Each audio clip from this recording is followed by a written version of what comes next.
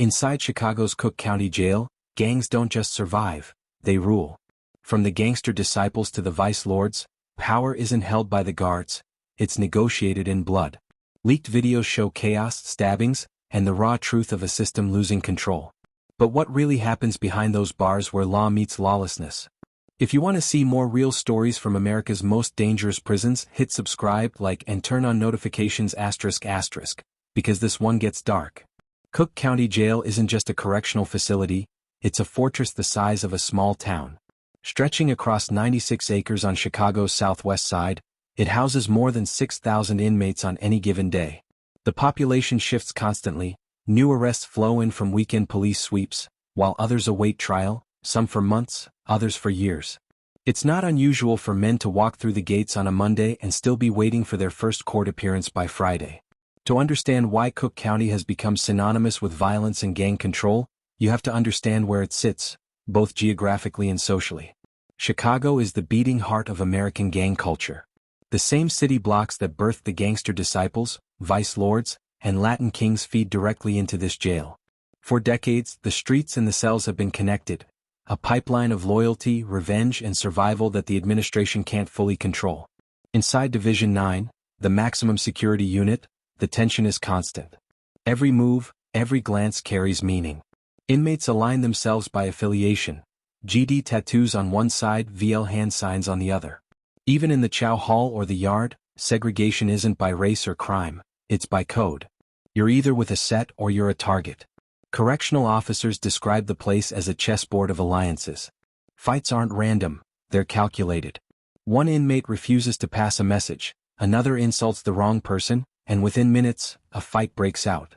Surveillance footage shows mobs forming, fists, makeshift shanks, chaos echoing through concrete corridors. The sound of metal doors slamming shut becomes the only way to stop it. Yet for all the violence, there's an eerie order to it. The gangs enforce their own kind of discipline.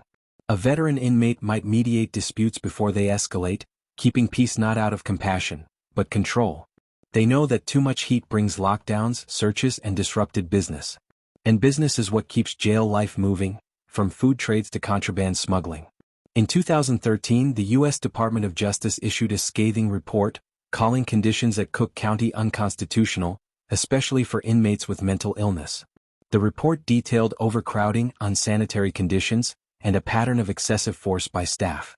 But what many didn't see in that report was the other layer of power, the inmates who run their own governance from within. The administration tried reform, new mental health programs, reduced segregation, and increased oversight, but the culture of the jail had been shaped long before. You can't reform something built on chaos, one former officer told reporters. The gangs were here before us. They'll be here after us. In Cook County, the real danger isn't always the fights or the stabbings. It's the silence before they happen. That electric tension that hums through the air in the dorms, the look exchanged between two rival members, the whispered warning, it's about to go down. And when it does, everyone, guards included, takes cover. If you think gangs lose power when they enter Cook County Jail, think again. For many, the jail is an extension of the streets, a place where hierarchy is maintained, orders are passed, and reputations are built. What happens inside Cook County doesn't stay there. It echoes through the neighborhoods of Chicago like a heartbeat of organized chaos. At the top of this internal hierarchy are the shot callers, men who've earned respect through years of loyalty, violence, or strategy. Some of them have been locked up so long that their word carries more weight than any outside leader. They control everything from who sleeps in which cell, to what contraband gets moved, and even who eats first when commissary arrives. Beneath them are lieutenants, runners, and soldiers, each with a job to do. It's a military structure behind bars, and every role matters. Gang affiliations are declared early. The moment a new detainee steps into intake, others are watching. Tattoos, colors, even the way a person walks, they all tell a story. Within hours, word spreads through the units. Who's the new guy? What's his set? Who vouches for him? It's not just curiosity, it's a security protocol. Because in a place like Cook County, being unclaimed is dangerous. Without backing, you're a target, someone to test, rob, or beat just to prove dominance. Inside Division 10, an inmate once described the system in an interview for a Chicago Tribune expose. The gangs got more structure than the COs. They know how to move. They got rules. Break one and you pay for it, in blood. That's not an exaggeration. Discipline is handled internally. If a member steals, disrespects, or fails to follow orders, punishment is swift. Sometimes it's a beating in the showers. Other times it's something worse, a green light placed on them meaning they're open season. What's chilling is how organized it is. The corrections officers might lock down a tier after an incident, but by then the message has already traveled to other divisions. The network runs deep. Smuggling contraband, everything from tobacco and pills to makeshift knives and phones, is another system entirely. Most of it doesn't come through visitors anymore. It's internal. Inmates have been known to manipulate new or underpaid staff, offering money or protection in exchange for favors. A single officer caught smuggling a phone can make thousands in profit, but once they're caught in the web they can't escape. Every gang knows who's on their payroll. Phones are the real power. They allow leaders inside to coordinate with members on the street, approve hits, settle disputes, or even plan drug moves. It's not rare for a fight inside the jail to be ordered from someone miles away, or vice versa. The line between inside and outside is thin, almost invisible.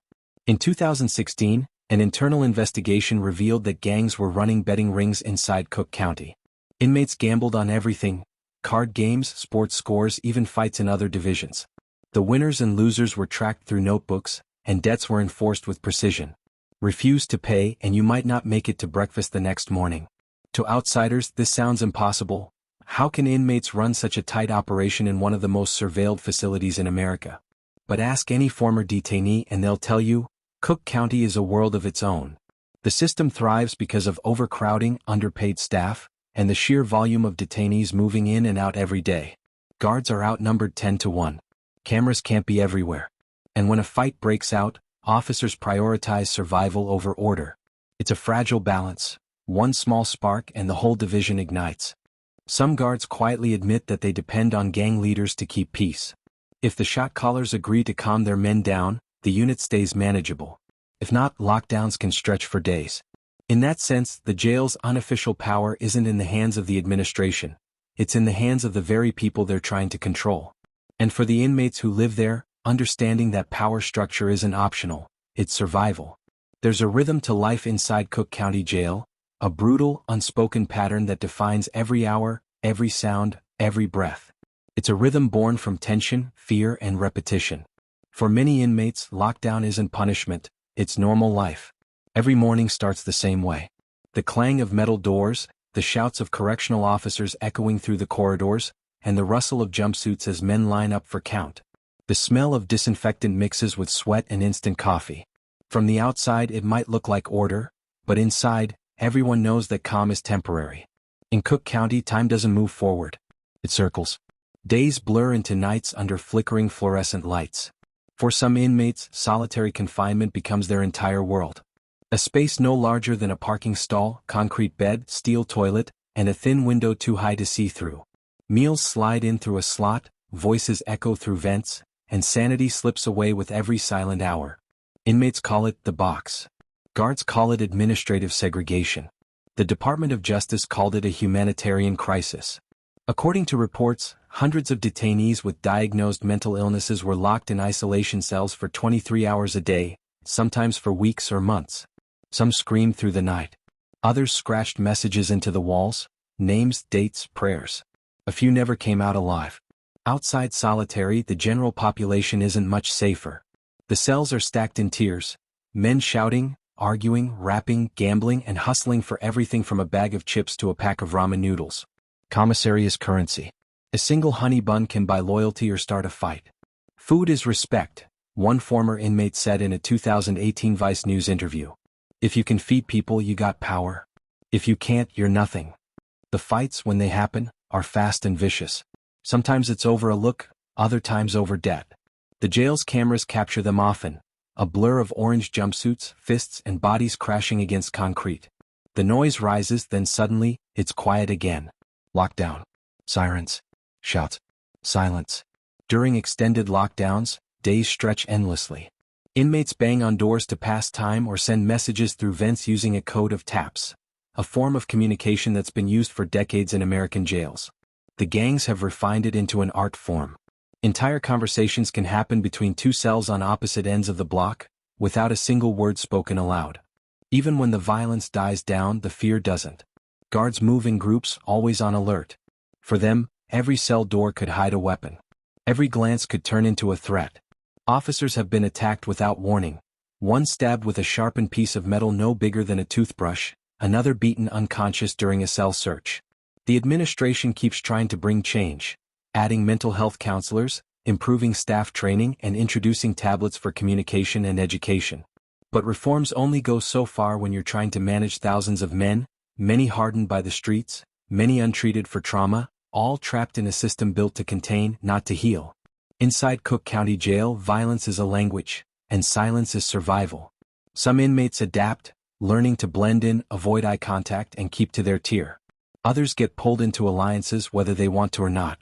A wrong move can mean a trip to the hospital, or worse, a transfer to a higher security division where the rules get even darker. To the public, Cook County Jail is just a place people wait before trial.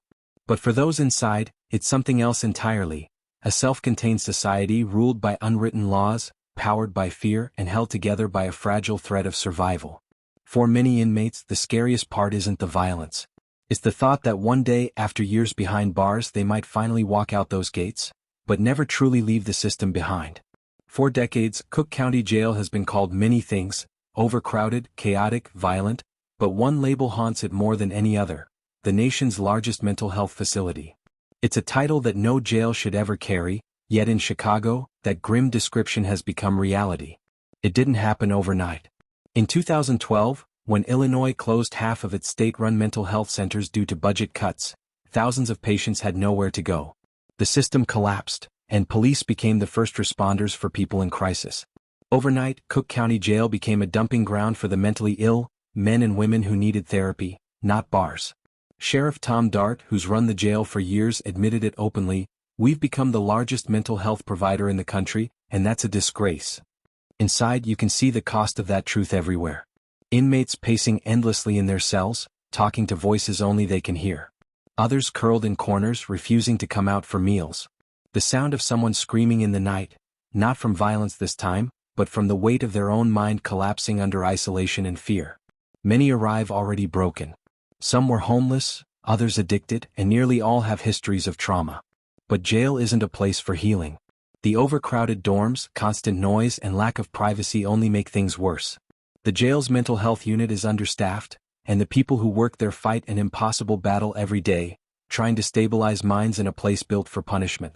In 2013, the U.S. Department of Justice launched a full investigation into Cook County's treatment of inmates with mental illness. What they found was damning. Detainees were often left untreated, restrained for hours, or placed in solitary confinement as discipline for symptoms they couldn't control. One mentally ill inmate, who refused to shower due to paranoia, was beaten by guards after resisting orders. Another was found dead after repeated pleas for medical attention went unanswered. The report concluded that Cook County Jail violated the constitutional rights of detainees through systemic neglect and abuse. And yet, years later, much of the same cycle continues. Only now, it's hidden under new paperwork and polished policy names. One correctional officer, speaking anonymously to the Chicago Sun-Times, said, "We're not trained to be therapists. We're trained to control chaos. But when the chaos comes from the mind, what are we supposed to do?" Inside Division 2, where many of the mentally ill detainees are housed, routines are fragile. Medication time becomes sacred. The line forms and officers must watch closely. Some inmates hoard pills, others refuse them altogether. The mental health team does what it can: group therapy sessions under fluorescent lights, one-on-one evaluations through a steel mesh window, brief moments of calm in a place built on tension. But those moments rarely last. Every day brings new crises. A man smears feces on his cell wall. Another bangs his head until the concrete cracks. A third shouts for hours that someone is trying to poison his food. The guards respond as they've been taught: restrain, isolate, report. It's not cruelty, it's survival. But the line between control and abuse is thin, and inside Cook County, it's crossed too often. Sheriff Dart has pushed for reforms: mental health screenings at intake, increased psychiatric staff, partnerships with hospitals. But the truth remains: you can't fix a system that was never meant to treat illness. The jail wasn't designed to heal the human mind. It was designed to contain bodies. For inmates suffering from mental illness, the punishment often begins before the crime. By the time they reach Cook County, many have already been abandoned by family, ignored by hospitals and criminalized for being sick. Once inside, they're trapped in a place that deepens their wounds. When they're released, if they're lucky enough to make it that far, they walk out with plastic bags of medication, no home and no support system. Within weeks, many return. Arrested again. Booked again. The cycle repeats. In Cook County Jail, justice isn't just broken, it's insane. Division 9. Even the name sends a shiver through those who've spent time inside Cook County Jail. It's where the worst of the worst are held, men accused of murder, armed robbery, gang hits, and acts of violence so severe that even other inmates fear them. If Cook County Jail is a city, then Division 9 is its war zone. The heavy steel doors slam shut here with a sound that stays in your memory, deep, echoing, final. Every inmate inside this maximum security unit is locked down 23 hours a day. 1 hour of recreation means pacing in a small, fenced yard under the watch of armed guards. There's no laughter here, no small talk, no trust. Just survival. Each cell holds 2 men, but space is tighter than a walk-in closet. The air smells of disinfectant and iron. The walls are scarred with graffiti, symbols of the Gangster Disciples, Vice Lords, Black Pea Stones, and Latin Kings. The gangs mark their territory not with spray paint but with fear. Inmates know which tier belongs to who, which shower stalls are off-limits, and which cells are safe, if any truly are. Division 9 has been the scene of some of the most notorious riots and attacks in Cook County's history. One of the most violent outbreaks came in 2008 when rival gang members managed to breach locked doors during a transfer. In less than 5 minutes, the unit exploded into chaos, fists, shanks, and blood. By the time officers regained control, several inmates were hospitalized, and one lay dead on the concrete floor. Officers who work this unit know that every shift could be their last. They wear stab-resistant vests and travel in pairs. They speak cautiously, never revealing weakness. "You can't show fear," one veteran CO said in an interview. "The moment they smell it, they own you." The gangs run Division 9 the same way generals run an army. Orders flow from top to bottom. The shot callers communicate through hidden notes, coded language, or even the tapping system through vents, the same old method that has outlasted decades of lockdowns. These leaders decide who eats, who gets protection, and who doesn't make it through the night. And for the newcomers, the ones who walk through those heavy steel gates for the first time, there's a ritual. They're watched, sized up, and tested. If they're affiliated, they're claimed. If not, they're marked as neutrals, which often means they'll be pressured, robbed, or beaten until they choose a side. In Division 9, neutrality is weakness. The most infamous stories from this unit are whispered even among other inmates. One tale tells of a man who defied his gang's orders and was found hanging in his cell the next morning, ruled a suicide, but everyone knew better. Another recounts an entire wing going silent after a CO was attacked during a shakedown.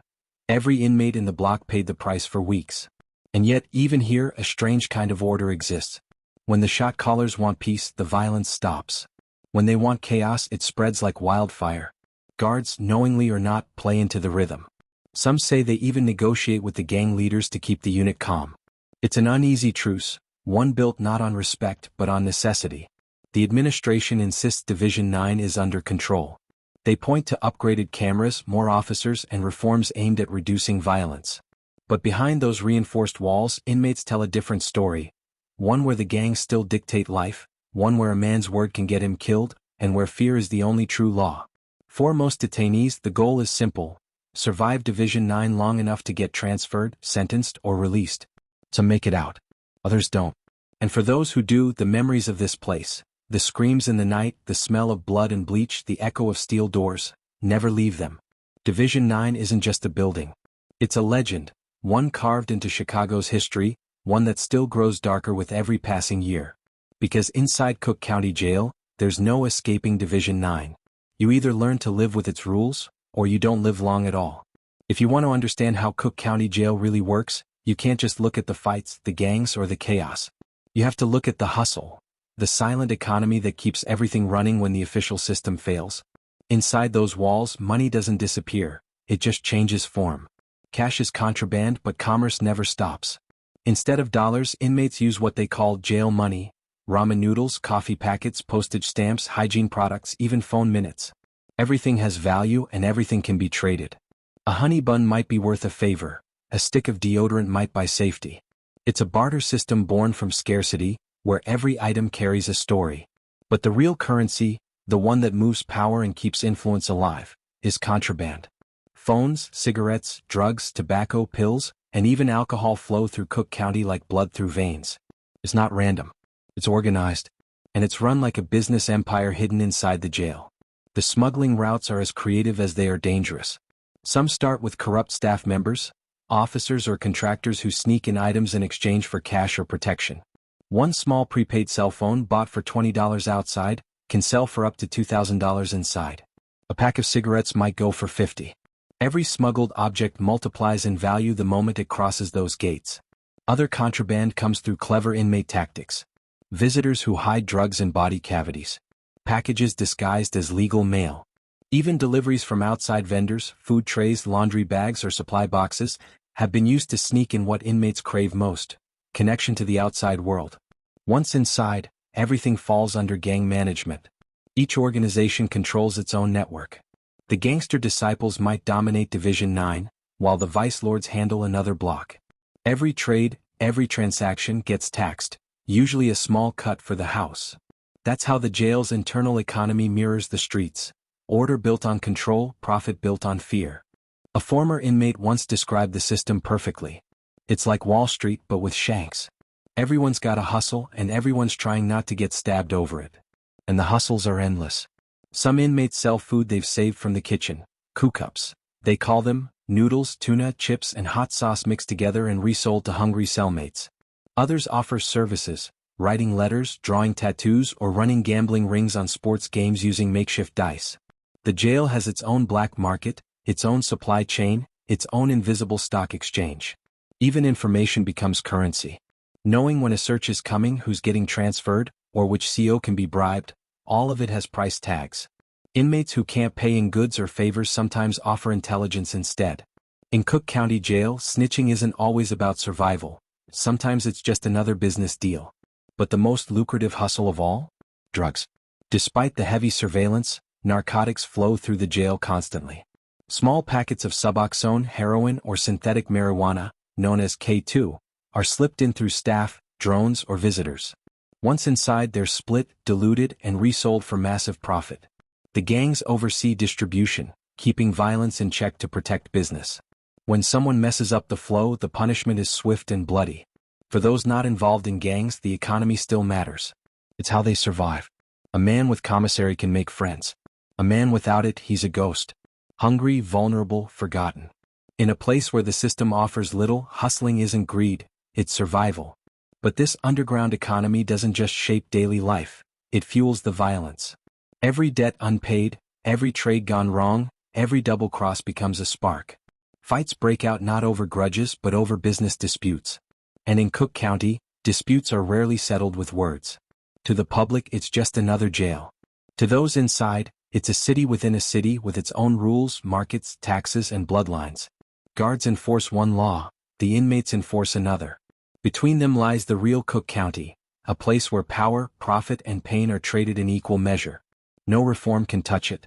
No warden can fully stop it.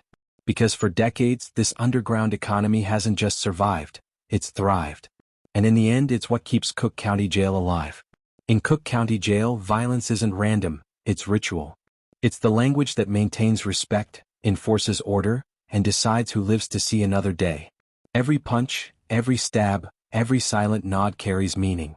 Outsiders might call it chaos, but inside there's always a reason for the blood that hits the concrete. Every tear, every day, tension hums beneath the surface. Gangs divide the blocks: Gangster Disciples, Vice Lords, Black Disciples, Latin Kings, and Four-Corner Hustlers.